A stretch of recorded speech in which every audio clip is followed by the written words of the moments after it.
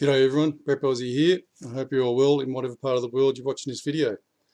Today is Wednesday the 20th of June 2018 and the time here is 09:55 AM Australian Eastern Standard Time. Well folks, I've been told to keep the videos with this lovely vista in my backyard because apparently it's very soothing and everyone likes it, so I hope you do. That's only a part of it. We live on an acre, so it is a beautiful spot, and that's why we chose it. Get out of all the stress, you know, have our own little piece of paradise kind of thing. A couple of things I wanted to talk to you today. First of all, I've got to apologise for not posting for a while. There's been a combination of factors, workload, with my house renos. We've had builders here just about every single day. And then to top that off, I got the flu that's going around here and literally lost my voice for about 3 weeks. I still sound a bit croaky, but I'm a lot better. So that's the reason for not posting. Just, you know, life gets in the way. What more can you do except soldier on? There's a couple of things I want to speak to you about today that are worrying me immensely, and especially in Australia.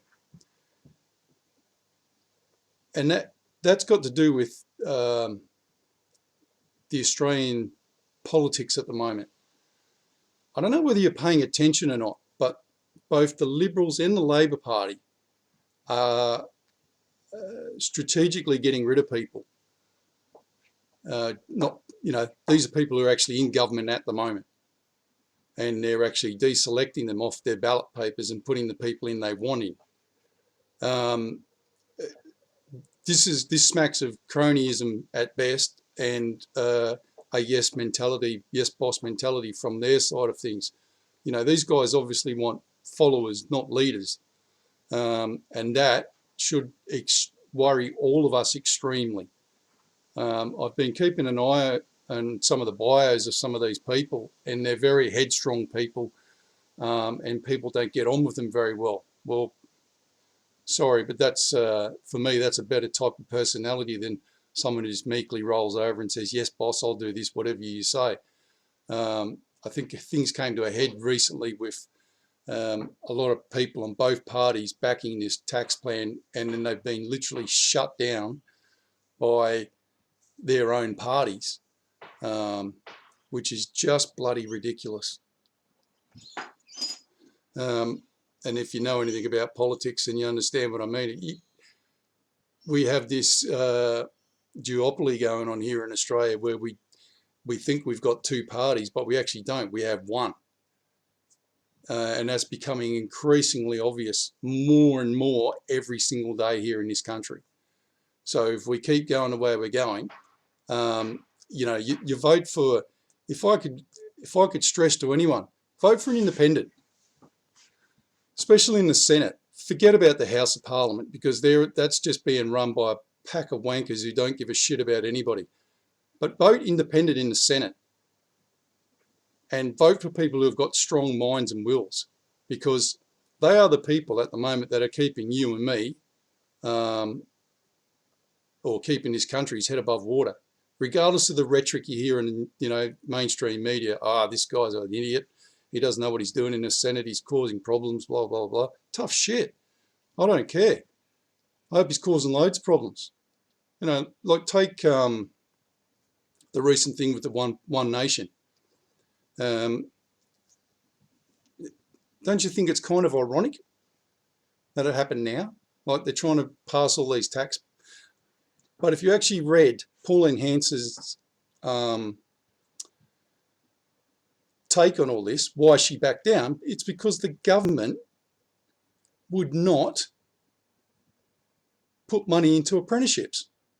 So she said, stuff it, I'm not doing it then. If you're not prepared to help the people of the country who are the this is in regards to the company tax cuts, not our tax cuts.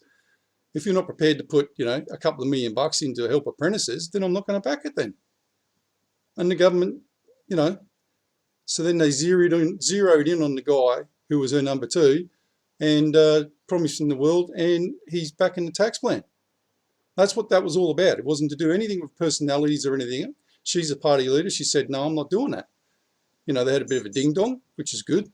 It should never have got to the stage where he told her, you know, stick your party up your ass sort of thing. That was not what he should have done. To me, that's a pretty low act. He should have stuck by his guns and actually listened to what she had to say, which tells me that he, you know, once again, you've got another person now who doesn't give a shit about anybody else.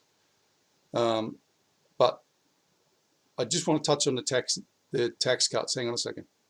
Sorry, I had to go and get some water. My throat was going. My voice, sorry. If you're in Australia and you're listening to the current rhetoric from the government, all of a sudden we've got tens of billions of dollars. No, not tens. Got, you know, hundreds of billions of dollars to go and build bloody infrastructure here, infrastructure there. We've got infrastructure money coming out of our backsides. But if you look at the Australian debt clock and you look at the Australian government debt, we're about 37 billion in the hole. Right? No, sorry, 100 billion in the hole, something like that. We are, in actual fact, a long way away from where we should be in deficit. In debit, sorry. Our deficit is currently extremely bad for a country like ours. So if you remember, I said financially, and this is why I'm saying this, financially, they've got two options left for this, to stop this big reset coming. And if you look around the world at the moment, you will actually see this going full circle around the world. Every single country is dropping their tax rates, and every single country is giving tax money back to the people. So that I said to you before, just watch the helicopter money. Well, helicopter money will come in a couple of forms. It'll be either, like I said to you, we're going to give every Australian resident, even children, $5,000 to go and buy a flat screen TV or whatever you want.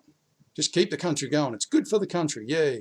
Or we're going to give you tax cuts that you and I both know we can't afford, and you can still go and spend the money, but we're going to take it back off you in another way.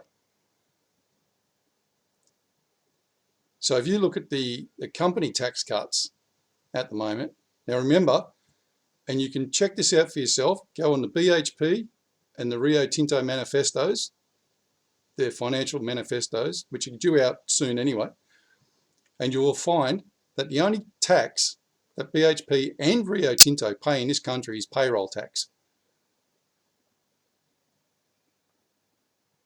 We're not getting anything from the iron ore and stuff that we actually supply to them, or they take out of the ground of our country. If I remember, I think it's 63 cents. The limit was set in WA in 1963, and it hasn't changed. And I think, from memory, it's 63 cents a tonne that the government gets. 63 cents for every tonne. And you probably don't know this, but there's a guy, what's his name, Grills. He's actually Bear Grylls' cousin. So that makes it pretty amazing. But he said we should have it at $5. And BHP and everyone else went, whoa, you know. They put these ads out in Western Australia when I was living there saying, oh, if you do this, you know, you're going to lose your jobs and blah, blah, blah, blah, blah. Well, it's all a load of bullshit because they don't pay anything anyway. I'm an economic hack. I can look on their things and I can see this for myself. You just follow the list down and you say, okay, what tax did they pay? Payroll tax. That's it. And the money they give to the government, which is a pittance for the iron ore. Now remember, the iron ore we have here in Australia must be mixed with every single other iron ore. If you get your iron ore from Brazil, they use that argument, oh, well, they'll just go to Brazil and get it. Well, great. Let them go to Brazil and get it because they know that they have to use Australian iron ore in that mix to make it steel, because proper steel, hardened steel, because the other ones around the world are inferior, massively inferior. The only place you can get proper iron ore is here in Australia.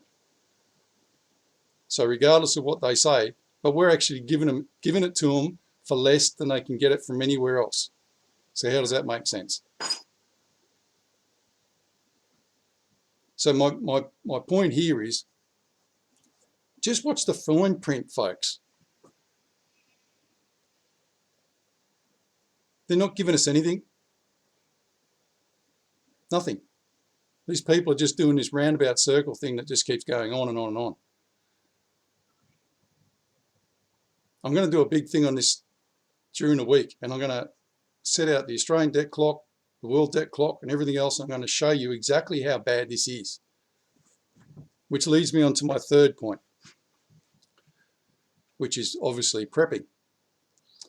Now, when I started this channel, it was supposed to be, and it still is, you know, a warning, a siren out in the wilderness for people to listen, hopefully, you know, wake up some people here and there.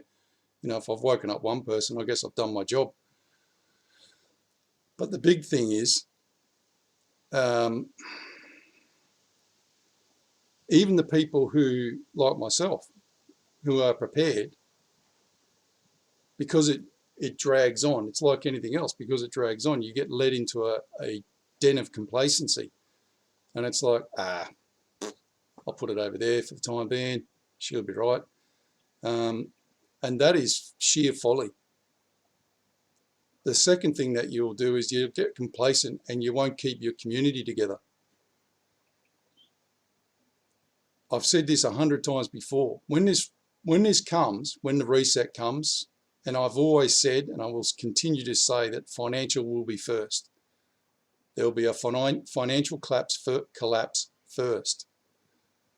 So if you're not prepared for that, then after all these years, then it's your own stupidity that got you in that situation. So let's just talk about preparation for a second.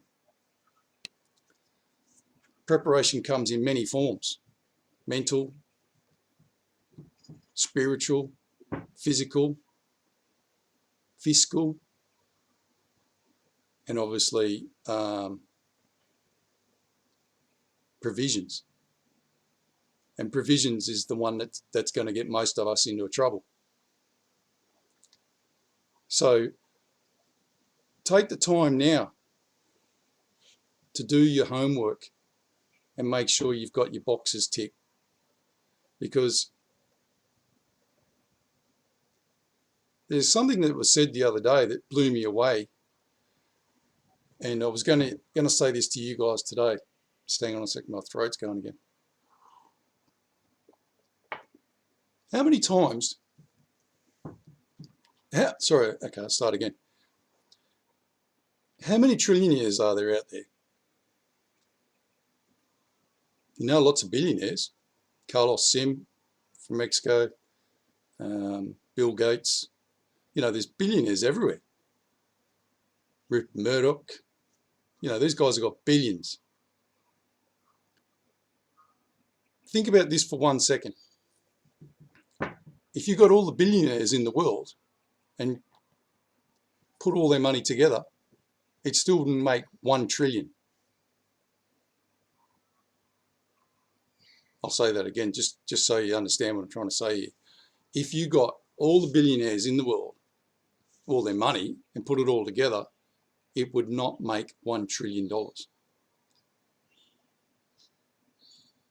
Now, the current deficits around the world are in the trillions. America's 21 trillion. So my point being, and this is what was said the other day. I was watching this Q thing and it was saying something like, oh, you know, Q's going, he's going to get back all the money and it's like $15 trillion. Well, that's great. But you can't take money from here, from somebody else or whomever else, of that considerable sum and go and put it there. Because what's going to happen to the money that's gone, that you took from there to there? So what if all this corruption turns out to be so bad that the entire European Union was started just as a big rort, which it is anyway, but that's a whole nother story. And Trump goes, okay, well, you guys owe us $15 trillion. Give us that back. You can't get $15 trillion, folks, from anybody. It's just not going to happen. You may be able to take some of it and rekindle the fire in America's engine room to get the country going again, but you're not going to get 21 trillion, and you're definitely not going to get the other 50 trillion, all up that they reckon is missing. So I would ask you to just use your brain here a second, critical thinking, and just think to yourself, well, yeah, you can't get $21 trillion. Remember, to get to the 21 trillion, they started the printing presses back in 2008, and they're still going. And the ECB is still printing money as well, by the way. And all they're doing is buying debt. So sitting in the Federal Reserve and sitting in the bloody ECB is trillions and trillions of dollars of debt that they can't get rid of. No one wants it. So what are they going to do with it? Where's it go? So my point is, you can't just take from there to give to there, because all you're doing is transferring the debt money. I hope you understand what I'm trying to say here. So take the time at the moment to do your prepping. And as I said, it comes under, 5 categories. It's very easy in this world to get complacent. And even I suffer from that, to be honest with you. If something happened right now and you're down at the shopping mall, have you got shoes on or have you got thongs on?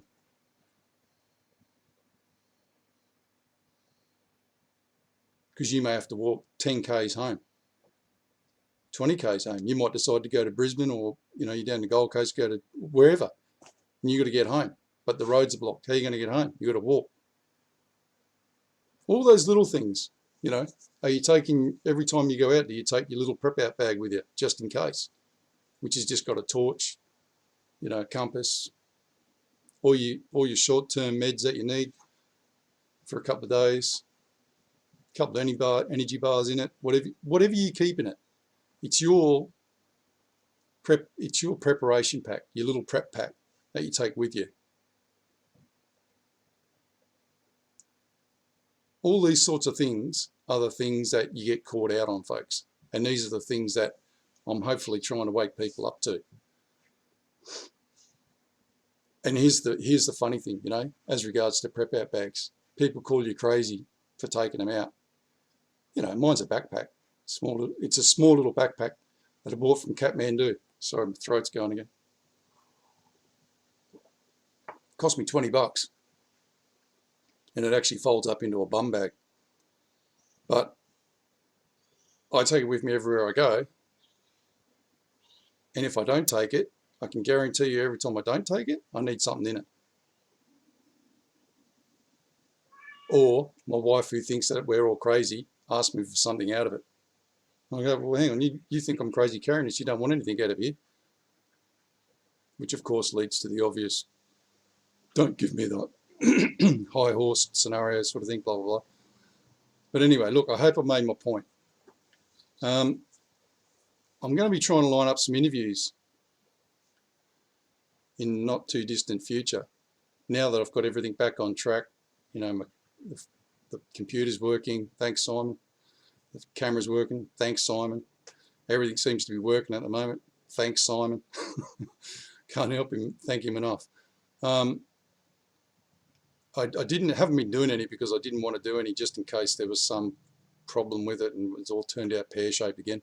But everything seems to be going okay now. What I would like to do is do some interviews in the near future, but here's the other problem. I'm not too sure if I'm going to be doing the Patreon thing anymore, folks, because PayPal has actually asked me to supply them. Get this, and I've asked around and no one else has ever had this. They've asked me to supply them with a photographic form of ID, and it has to be either my passport or my driver's license, nothing else. I'm not allowed to give them anything else. So obviously I said, don't think I'm going to do that. Shove that up your ass. So I think at the moment my PayPal has gone a bit skew with. I'm not sure if there's another format that I can use to actually get myself out of this. But my Patreon account at the moment is kind of sitting there doing nothing, because I don't want people to have to pay money to a thing that I might not be able to get the money out of at the moment. But we're looking into it. If anyone knows of any other way for me to do that, then please do so. And as I said, the money helps, guys. It really does. And I'm still trying to get these T-shirts up and running, but no one seems to know anybody that owns a T-shirt shop where I can get these printed up. So I don't want to be paying a fortune for it. I'm wondering if there's anybody in America who knows anybody. I might be able to get them done cheaper in America and get them shipped out here. Any help there can obviously help me right out, folks. Right, let's do the prayers. Excuse me. First of the day. Husbands, love your wives just as Christ loved the church and gave himself up for her, to make her holy, cleansing her by the washing with water through the word. Excellent. And as always, folks, we'll end with the Lord's Prayer. I'm starting to realise that this is actually a lot, the words mean and say a lot more if you actually repeat them than I ever thought possible, actually. It gives me great strength, this prayer, and I was told that it's a gathering prayer. So I hope you don't switch off. It doesn't matter what religion you are, you can still say this prayer, which is probably why I say it, because it's non-denominational, really. The Lord is the Lord, whether you want to call God Lord, I guess you should. He's the God of all, so that's why I say this prayer. And it gives you strength and courage and hope, I think. And maybe sometime in the future, people will understand that a lot more than they do now. And as I said before, it's incumbent upon every person, including men, to wrap themselves in some form of spirituality to get them there. You can't have a good mental state, I'm realizing, without some sort of spirituality. The Lord's Prayer. Our Father, which art in heaven, hallowed be thy name. Thy kingdom come, thy will be done in earth as it is in heaven. Give us this day our daily bread, and forgive us our debts as we forgive our debtors.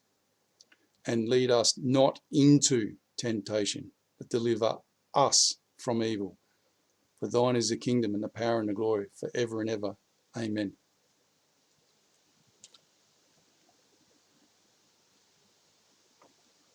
Well, folks, I'll leave it there for today. Just want to kind of let you know that I was back. I'll do a bit more in-depth video tomorrow with the graphics and the data on the economic side of things at the moment, which I've always said is the number one thing, guys. You just got to keep following and keep looking. That's all you got to do. You don't have to preach to anyone. Just keep your head about yourself and keep looking. All right, guys. God bless. Prep out.